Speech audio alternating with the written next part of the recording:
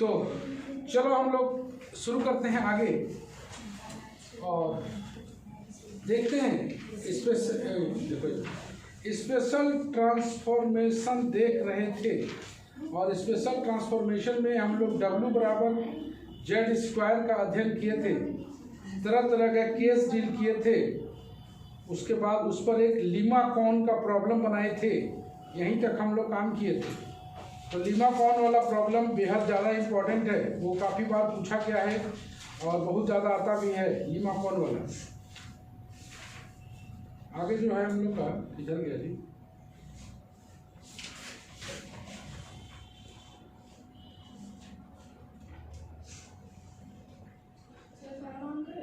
नहीं जरूरत नहीं है,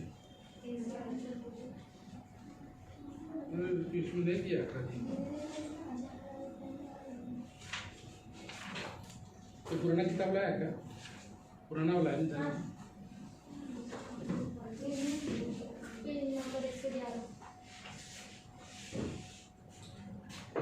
तो स्पेशल ट्रांसफॉर्मेशन में हम लोग पहला सवाल बना लिए थे लीमा कॉन वाला।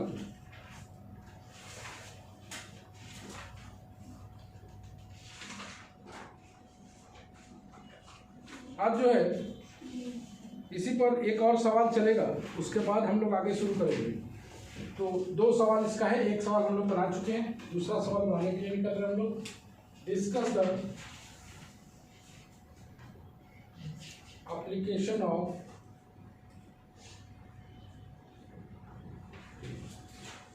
Of the transformation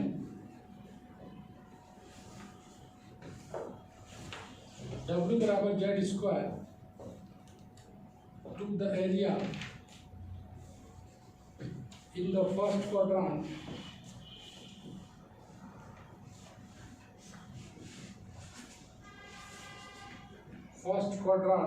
of the z plane bounded by the axis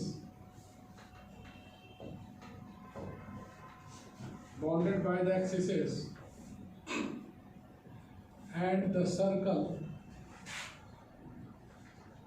mod z बराबर a and mod z बराबर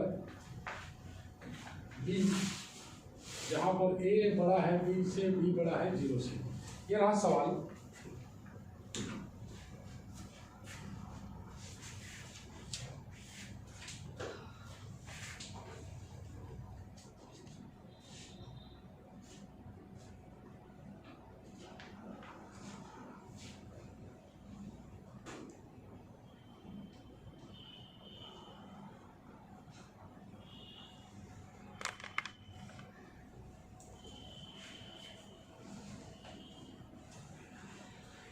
तो क्या बोल रहा है? Discuss the application of the transformation W बराबर z square to the area in the first quadrant. अगर first quadrant में ले of the z plane bounded by the axis and the circle mod z बराबर a mod z बराबर b, जहाँ a बड़ा है b से, a बड़ा है b से और b बड़ा है 0 से। तो ये बताओ क्या बोलना चाह रहे हैं कि जेड प्लेन में किस टाइप का फिगर है? सर्कल का वैसा पार्ट जो फर्स्ट क्वाड्रांट में लाई करे वही ना। मॉड जेड बराबर है क्या है? सर्कल है जिसका सेंटर कितना है 0, रेडियस कितना है a। एक और सर्कल है जिसका सेंटर भी 0 है और उसका b है। तब बोलता है कि उसके कारण W प्लेन पर कौन सा काम होगा। तो हम लोग निकाल लेते हैं।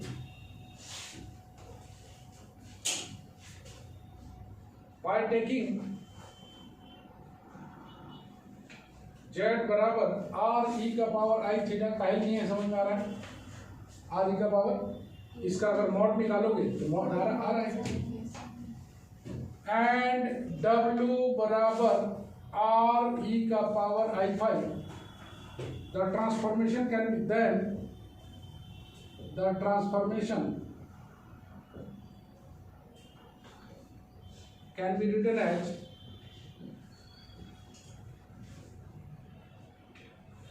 आर ई का पावर आई फाइव बराबर कितना है, ट्रांसफॉर्मेशन कितना दिया हुआ है, डब्ल्यू बराबर जेड स्क्वायर ना, तो दोनों का वैल्यू को हम लोग पुट कर दे रहे हैं। डब्ल्यू बराबर जेड स्क्वायर मतलब कितना हो गया, डब्ल्यू की जगह पर आर ई का power i five z square, r e का पावर आई थीटा का आर स्क्वायर ई का पावर 2 आई थीटा। यहाँ से अगर हम लोग इक्वेट करें तो कैपिटल आर बराबर आर स्क्वायर होगा एंड फाइव बराबर 2 थीटा होगा, दिखाई दे रहा है, आर बराबर आर स्क्वायर और फाइव बराबर 2 theta. By the given transformation,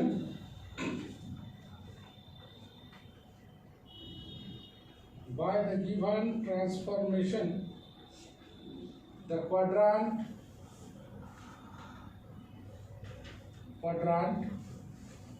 mod z बराबर r बराबर कितना दिया हुआ है a, और थीटा लाइक कर रहा है 0 और π/2 के बीच में, in the z plane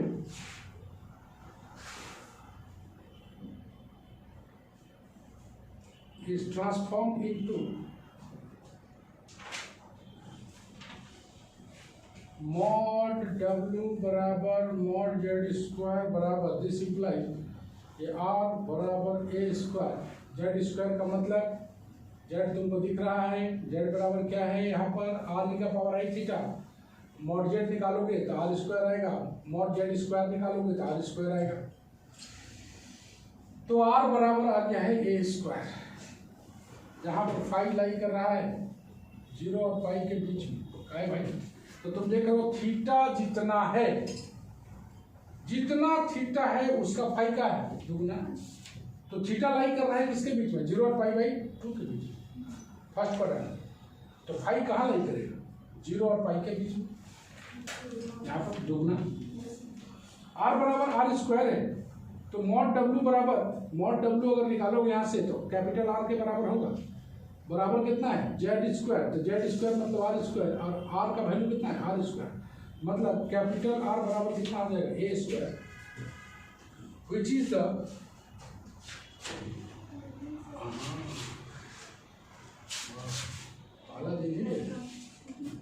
which is the semicircle in the W plane। ये जो बनेगा सेमी सर्कल बनेगा W प्लेन पे। Similarly the quadrant mod z बराबर r बराबर b, theta line between 0 and π/2 in the z plane is transformed into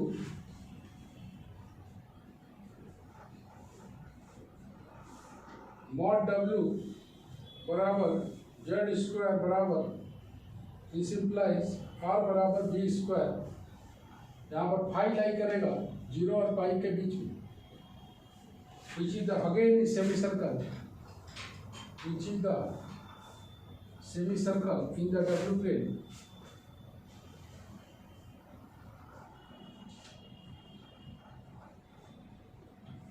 तो चलो हम लोग बना देते हैं फिगर इसका।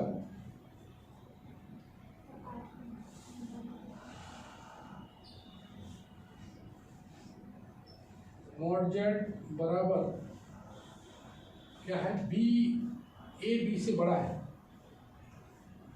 mod z बराबर बी, ये जेड प्लेन पर है, जेड प्लेन, यही सेमी सर्कल बनेगा डब्ल्यू प्लेन पर।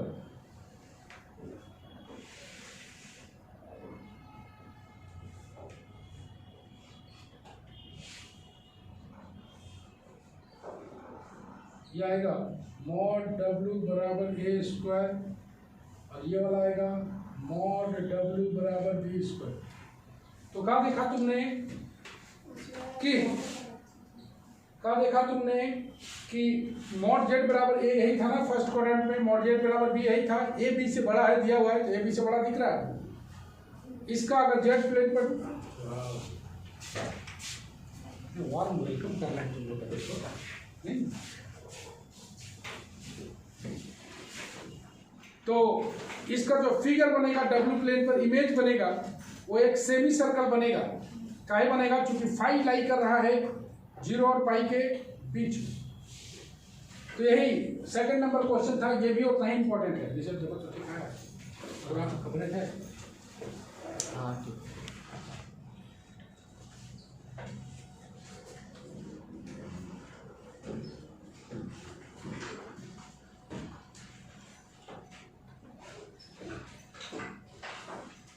हाल चाल नहीं क्या? तो पहले ही आ गई है, यहाँ पर आगे जो अभी आ रही है एक ही जगह का है भाई, तो बताइए करेंगे। ये तो सब सच्चा लोग है, झूठ तो बोलता नहीं कर।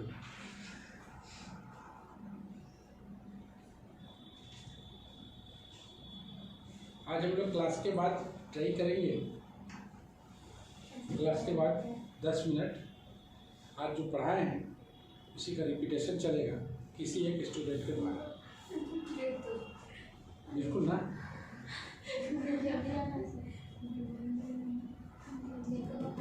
नहीं, लास्ट ईयर में ट्राई करते ही हैं, पूछ लो अपना सीनियर लोग से, पूरा मौका देते हैं।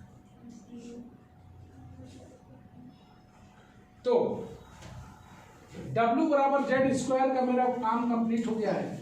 हम लोग पढ़ेंगे कहाँ E का पावर Z का कैसे कैसे काम करेंगे हम।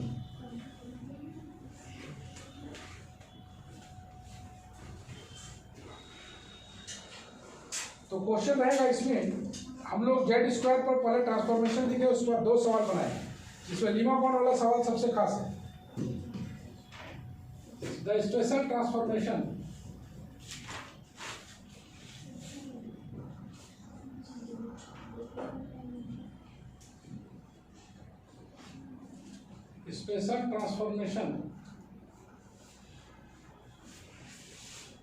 W बराबर E का पावर Z, W बराबर E का पावर Z, इसी के बारे में हम लोग जानकारी लेंगे। E का पावर Z के बारे में तरह तरह से केस बनाएंगे। सबसे पहले हम लोग देख लें, we know the function fz बराबर E का power Z is analytic for all value of Z in the Z plane। कोई डाउट तो नहीं है इसमें? एनालिटिक लिख दिए तो मतलब समझ ही लो, E का पावर Z है भाई, तो E का पावर Z है, E का पावर Z कितना बार डिफरेंशिएट करो E का पावर Z ही रहेगा ना, तो एनालिटिक तो है, इसका डेरिवेटिव एग्जिस्ट तो कर रहा है। By taking into polar form, by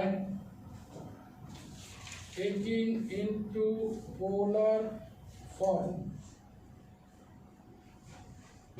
rho E का पावर I5 और W, the given transformation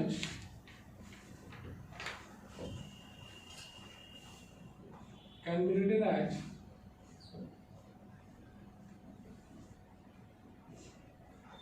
row E का पावर I5 बराबर E का पावर x प्लस IY। जैसा कि तुम देख रहे हो W बराबर E का पावर Z है, तो W की जगह U प्लस IB है, और इसी की जगह पोलर फॉर्म में रो E का पावर I5 है, और E का पावर कितना हो जाएगा x प्लस IY। तो इसको अगर अलग करें हम, रो E का पावर I5 बराबर E का पावर x इंटू E का पावर IY, अगर रियल इमेजिनरी को अलग अलग करें तो यहाँ से आ जाएगा रो बराबर E का पावर x एंड फाई बराबर y। रो बराबर कितना है E का पावर x और फाई बराबर कितना आएगा y, दिख रहा होगा, ठीक है।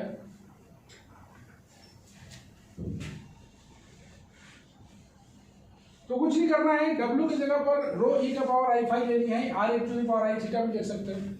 रियल इमेजिनरी को अलग अलग करेंगे तो रो बराबर का आएगा E का पावर x और फाई बराबर कितना आएगा y। चलो शुरू करते हैं। केस 1, बाय टेकिंग y बराबर c, मतलब कांस्टेंट। केस का बनेगा y बराबर c। We consider the image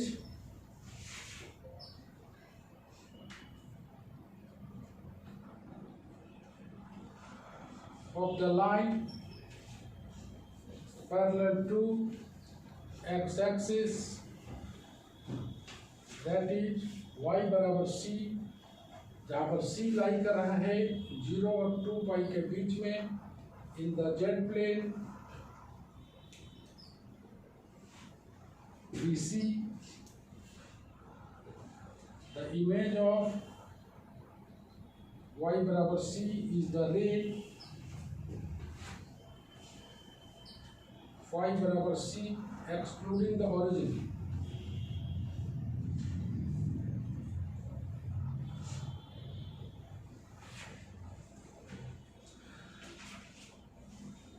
hence the line parallel to x-axis in the z plane corresponds to radial line in the W plane.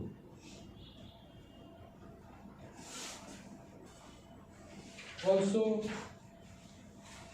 e का power x बराबर रो increases from 0 to infinity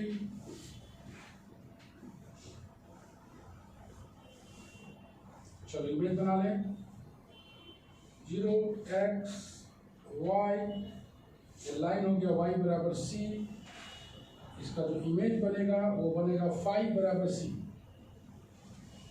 0 u v, ये हो गया w plane, ये हो गया z plane. तो एक सिस्टम से चलना है, ये बोलना चाहता है कि y बराबर c ले लिया गया, तो y बराबर c होगा मतलब फाई बराबर c आएगा।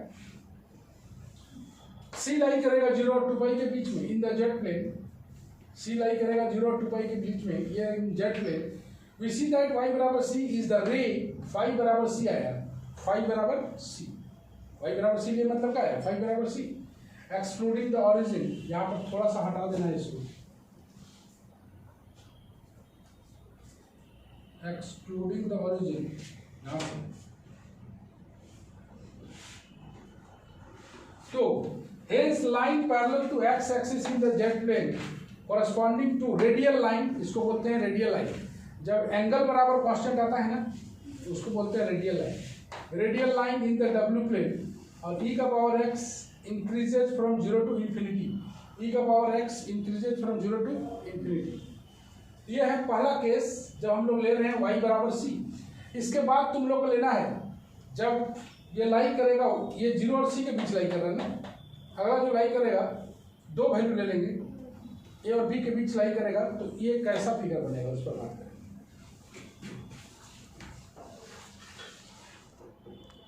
प्रियंका बड़ा दिन बाद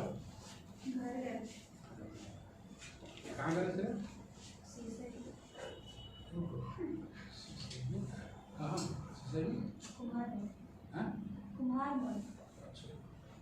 अच्छा घूमे हुए ऐसे में सोचो नहीं जाना है।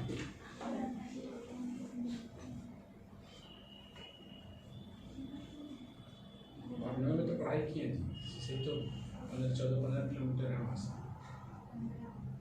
15 नहीं, वहाँ से ना कहीं 15।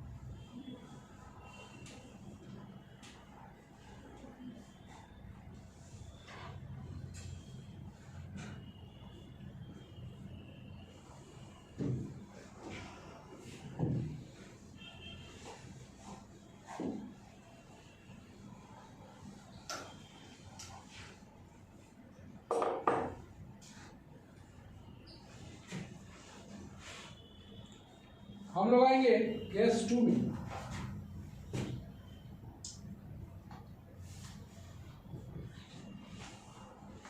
The reason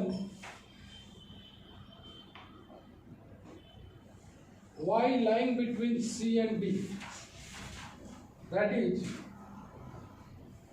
the infinite string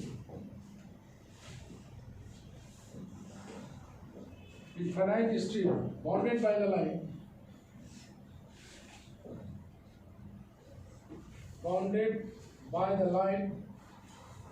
y बराबर c and y बराबर d is transformed into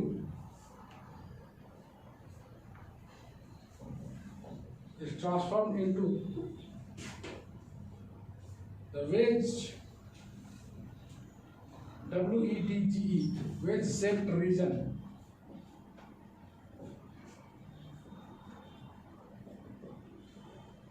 in the W plane by the radial lines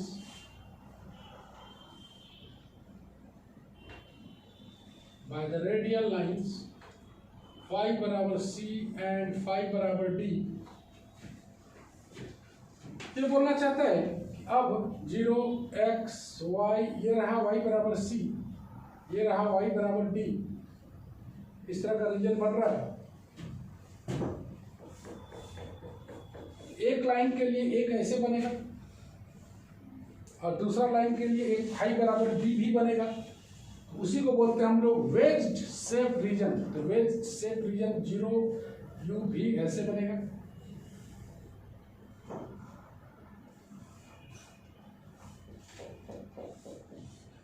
इस तरह से बनेगा।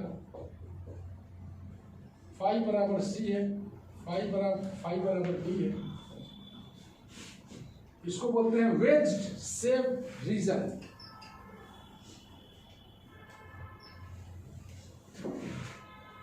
ऐसे खुला,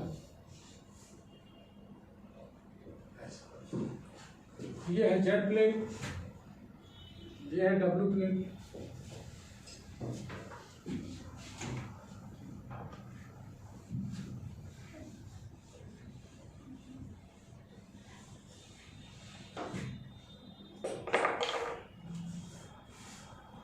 In particular, the infinite string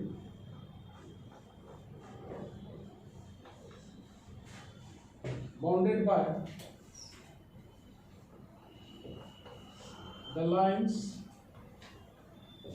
y बराबर 0 and y बराबर pi in the z plane is mapped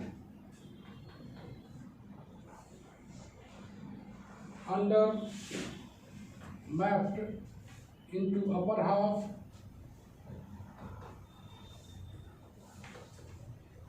in the W plane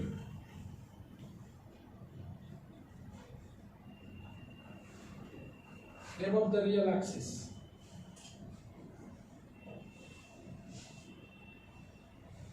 तो इसको हम लोग फिगर थोड़ा सा और बना लें। 0x y ये वाला आएगा, y बराबर 0, ये है y बराबर 0, ये है y बराबर पाई जेड प्लेन पर।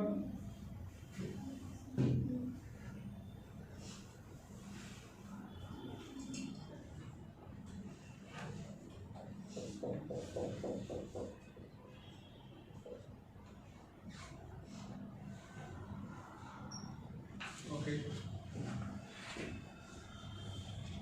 ये आ गया।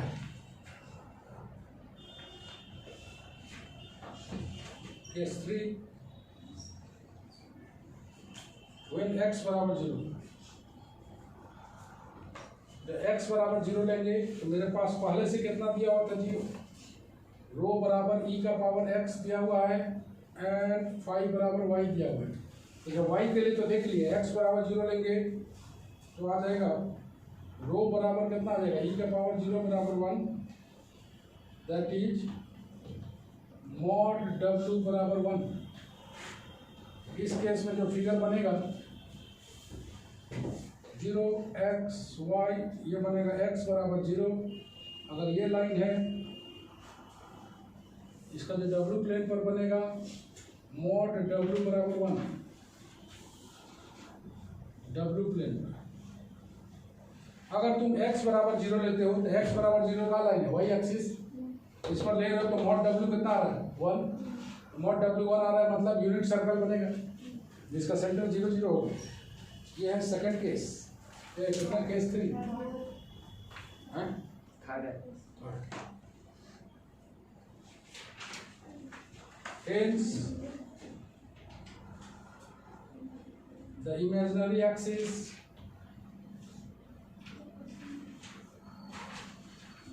in the z plane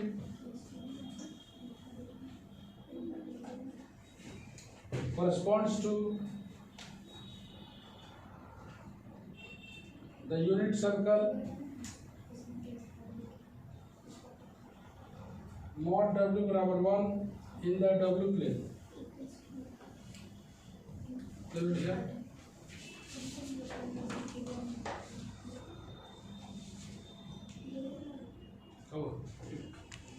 बंद कर दिया ऊपर का कट रहा छोड़ दो नीचे वाला पूरा है।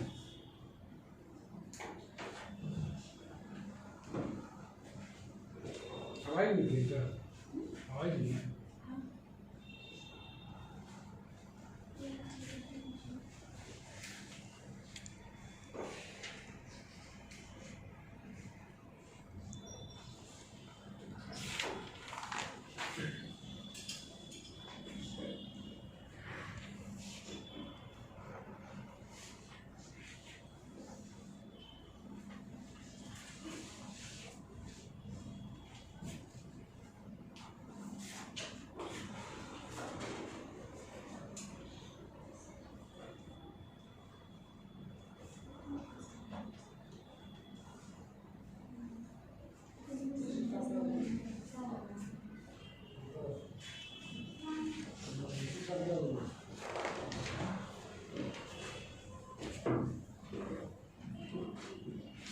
तो केस 3 देख लिए, कम से कम 4 या 5 केस लिखना पड़ता है।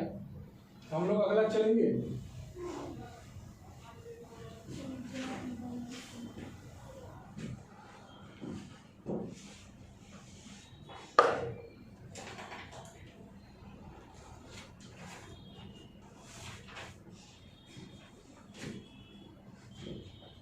केस 4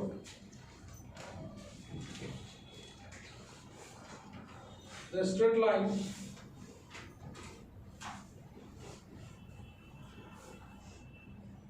x बराबर a is transformed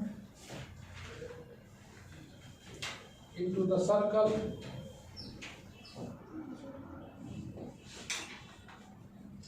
rho बराबर e का power a, that is u square plus v square बराबर e का पावर 2a। अगर मॉड निकाल लेते हो तो चूंकि रो बराबर कितना है e का पावर x, तो x बराबर a लोगे तो e का पावर a आएगा। रो बराबर अंडर रूट लिखी है, स्क्वायरिंग कर देंगे। And the infinite strip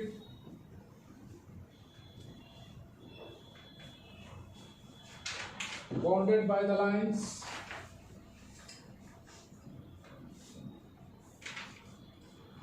bounded by the lines x बराबर a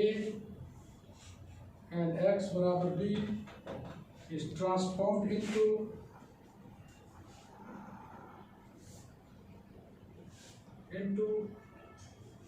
the region bounded by two concentric circles,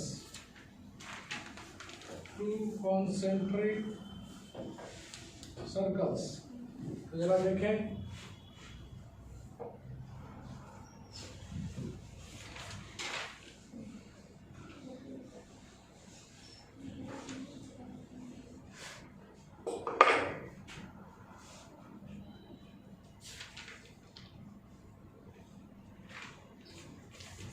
x बराबर a लाइन, x बराबर b लाइन, a लाइन है z प्लेन पर।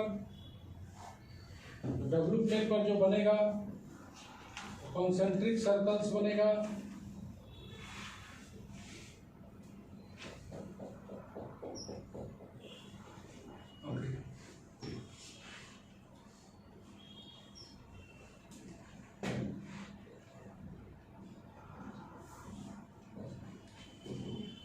अब आते हैं लास्ट सेगमेंट इसका, case 5, rectangular reason,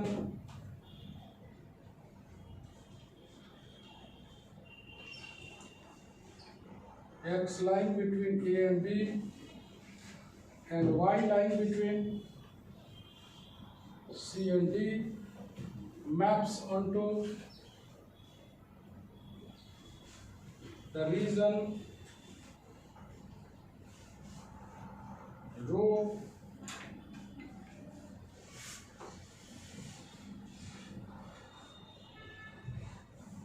and phi bounded by the circles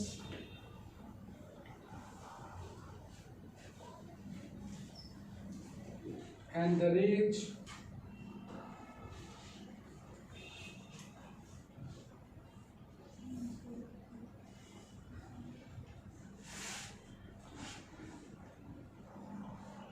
यह y बराबर C, y बराबर D, x बराबर A, x बराबर B, इस रीजन के बारे में बात कर रहा है। 0 x y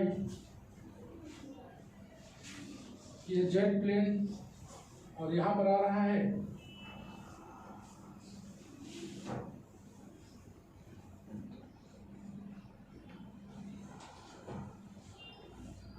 डब्ल्यू प्लेन। बस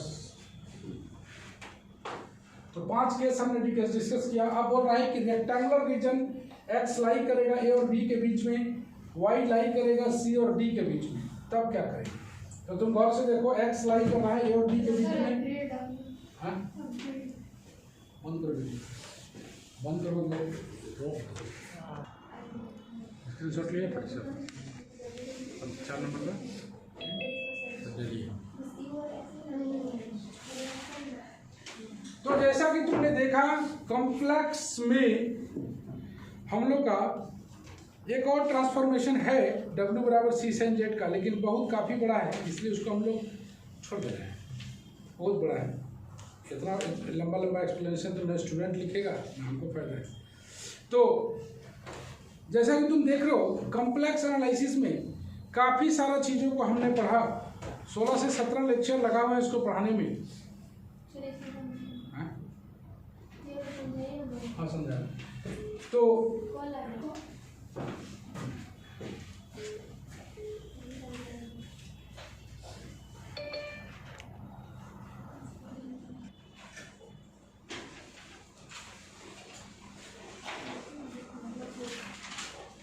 हम लोग देख रहे हैं रेक्टेंगुलर रीजन x लाई कर रहा है A और B के बीच में, y लाई कर रहा है C और D के बीच में। ये वाला बात, ये वाला x बराबर x बराबर b, y बराबर c, y बराबर d। तब ये जो बन रहा है मैप ऑनटू द रीजन रो, क्या है? सर्कल ही तो है। तो e का पावर c और e का पावर d के बीच में बन रहा है, 2 सर्कल दिख रहा है, दोनों कॉन्सेंट्रिक सर्कल है। फाई लाई कर रहा है A और B के बीच में। मान लिया जाए फाई बराबर ये लाइन है, इसको रे बोलते हैं। क्या बोलते हैं? रे। और y बराबर b, तो इस टाइप का रीजन बनेगा, मतलब इसका इमेज ऐसा बनेगा डब्ल्यू प्लेन पर। तो कॉम्प्लेक्स वेरिएबल के साथ साथ क्या है, एक ही पेपर में लिखा गया, कॉम्प्लेक्स और कॉम्प्लेक्स के साथ मैट्रिक स्पेस है। तो कॉम्प्लेक्स के साथ मैट्रिक स्पेस है। तो हम लोग का जो आने वाला क्लास होगा वो नंबर थ्योरी पर होने वाला है। नंबर थ्योरी की किताब सबको लिखा दिया गया है, सिंह एंड सेन का, नहीं सॉरी, हरे कृष्णा का नंबर थ्योरी। बेहद और बेहद इंटरेस्टिंग किताब है। अगर क्लासरूम में पढ़ा जाए तो बहुत ज़्यादा बेनिफिट हो सकता है। तो जितना कोई का पॉसिबिलिटी बन रहा है, सारे लोग अगले क्लास से एंट्री करना शुरू करें। जितना लोग का पॉसिबिलिटी बन रहा है, सारे लोग आना शुरू कर दें नेक्स्ट क्लास से। तो नंबर थ्योरी का स्टार्ट होगा।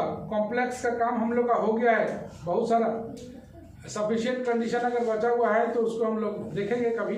सबको आ जाने देते हैं, थोड़ा बड़ा है तो मज़ा आएगा, जाते पढ़ा देंगे, याद है। और नंबर थ्योरी का सही वक्त आ गया है। नंबर थ्योरी का बुक सबके पास होना ही चाहिए। बेहद इंटरेस्टिंग किताब और एक फुल पेपर है ये, फुल पेपर, और बहुत ही बढ़िया चीज़ है। परीक्षा में पूरा का पूरा बन के आता है, 100% समझ में आएगा। समझ में नहीं आने का कोई मुद्दा नहीं है। बढ़िया किताब है। बैंक एसएससी में भी इसका कंपटीशन में यूज है।